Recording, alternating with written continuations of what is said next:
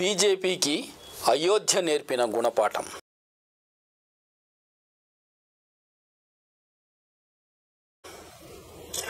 కొన్ని నెలల క్రితం అయోధ్యలో రామ మందిర నిర్మాణం ప్రాణ ప్రతిష్ఠ జరిగాయి. ఇక దేశవ్యాప్తంగా సెంటిమెంటు పనిచేస్తుందని, ఎన్నికల్లో భారీ విజయం తప్పక లభిస్తుందని బీజేపీ నేతలు సంబరపడిపోయారు. కానీ ఎన్నికల తర్వాత తెలిసిందేమిటంటే అసలు రామ మందిరం అనే సెంటిమెంటు ఎక్కడా లేనే లేదు. ఎగ్జిట్ పోల్ నాటకాలు ఆడేవాళ్ళు ఈ విషయాలేవి కనిపెట్టలేరు.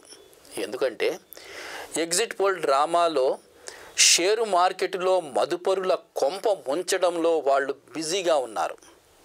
కానీ ఎగ్జిట్ పోల్ చెప్పలేకపోయిన చమత్కారం ఈ ఎన్నికల్లో జరిగిపోయింది. అది ఎలా జరిగిందో తెలియక బీజేపీ నేతలు ఇప్పుడు జుట్టు పీక్కుంటున్నారు. బీజేపీ బలం సగానికి సగం తగ్గిపోయినా సర్లే అని సరిపెట్టుకుని ఉండేవాళ్ళు. బీజేపీకి సొంతంగా పూర్తి మెజారిటీ రాకపోయినా సర్లే అని అనుకునేవారు. కానీ జరిగిందేమిటి? రామ మందిరం, అయోధ్య ఇవి ఉన్న ఫైజాబాద్లో బీజేపీ ఘోర పరాజయం పాలయ్యింది. రామ మందిరానికి అతి సమీపంలో ఉన్న పోలింగ్ బూత్లో సైతం బీజేపీకి ఓట్లు పడలేదు. ఇది వాళ్ళు తట్టుకోలేకపోతున్నారు. ఈ పార్లమెంట్ నియోజకవర్గంలో బీజేపీ తరఫున 2 సార్లు ఎమ్మెల్యేగా గెలిచిన లల్లు సింగ్ ఓడిపోయాడు. ఈ నియోజకవర్గం దళితుల కోసం రిజర్వ్ చేసిన నియోజకవర్గం కాకపోయినా ఇక్కడ సమాజ్వాదీ పార్టీ నుంచి పోటీ చేసిన దళిత సముదాయానికి చెందిన అభదేశ్ ప్రసాద్ చేతిలో 50,000 ఓట్లతో ఆయన ఓడిపోవటం చాలామంది జీర్ణించుకోలేకపోతున్నారు.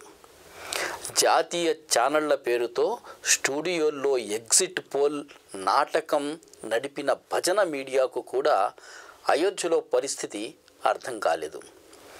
క్షేత్రస్థాయిలో ఎప్పుడైనా నిజమైన వార్తలు సేకరిస్తే కదా పరిస్థితి ఏమిటో తెలిసేది. దీపక్ చౌరాసియా అందుకే భరించలేక తన దుఃఖాన్ని ట్వీట్ చేసి పంచుకున్నాడు. అయోధ్యలో రామ మందిర నిర్మాణం జరిగి, టూరిస్టుల రాక పెరిగి, ఈ ఎకానమీ ఊపందుకుంటుంటే రాముడిని తీసుకువచ్చిన వాళ్లకే ఓటు వేయలేదేంటి? ఇదేమి ఘోరం అని వాపోయాడు. ఈ వైఖరి హిందూ సోదరులకు నచ్చలేదు.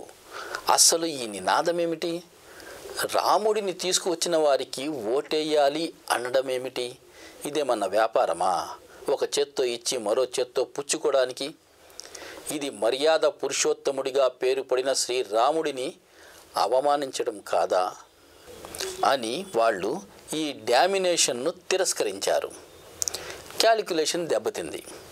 కానీ పెద్ద పెద్ద యాంకర్లకు, ఎడిటర్లకు, స్టూడియోల్లో చర్చలు చేసేవారికి ఈ విషయాలు అర్థం కాలేదు. అయోధ్యలో 80% హిందువులున్నా కూడా బీజేపీ ఓడిపోయిందంటూ కొందరు ఆవేదన వ్యక్తం చేశారు.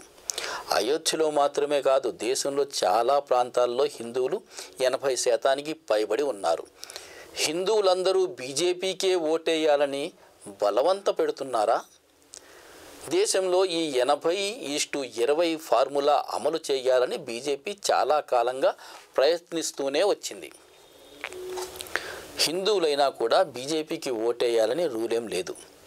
ఉత్తరప్రదేశ్లో 80% హిందువులు ఉన్నారు. తెలంగాణలో 85% ఉన్నారు. కర్ణాటకలో 84% ఉన్నారు. కేరళలో 65% ఉన్నారు. తమిళనాడులో 88% ఉన్నారు. రాజస్థాన్లో 89% ఉన్నారు. పశ్చిమ బెంగాల్లో 81% ఉన్నారు. ఈ రాష్ట్రాల్లో హిందూ ఓటర్లంతా బీజేపీకి ఓటేయడం లేదు. అయోధ్యలో 80% హిందువులున్నా బీజేపీ ఓడిపోవడం ఏంటని బాధపడుతున్న వాళ్ళు అర్థం చేసుకోవలసింది ఏమిటంటే, హిందువులైతే తప్పనిసరిగా బీజేపీకే ఓటు వేయాలనే ఈ ఒత్తిడి రాజకీయాలనే ప్రజలు ఏవగించుకున్నారు. ఈ హిందుత్వ ప్రయోగం ఇప్పుడు విఫలమవుతుంది.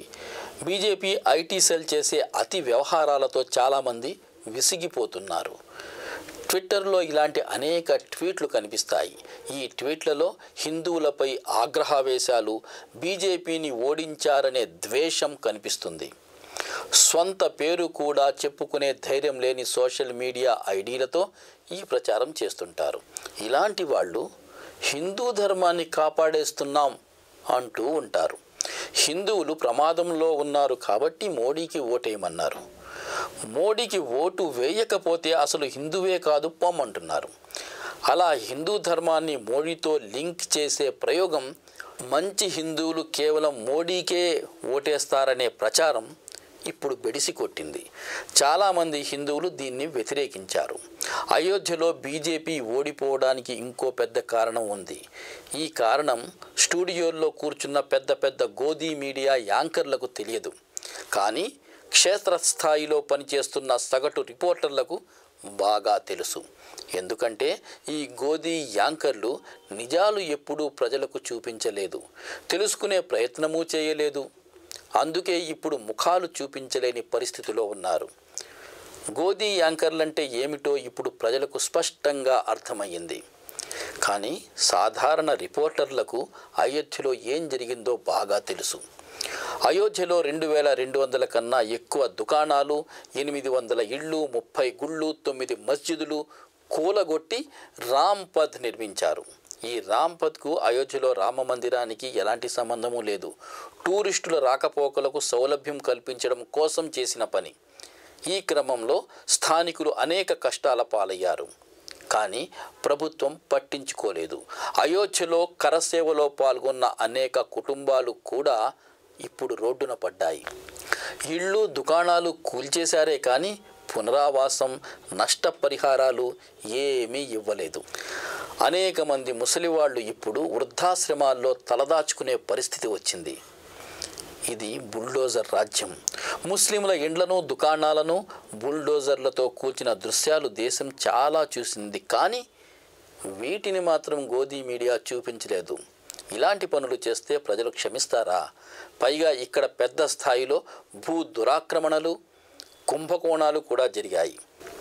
బయటి వాళ్ళు వచ్చి ఇక్కడి భూములు కొనేసి అధిక ధరలకు అమ్మేసే వ్యాపారం పెద్ద ఎత్తున జరిగింది.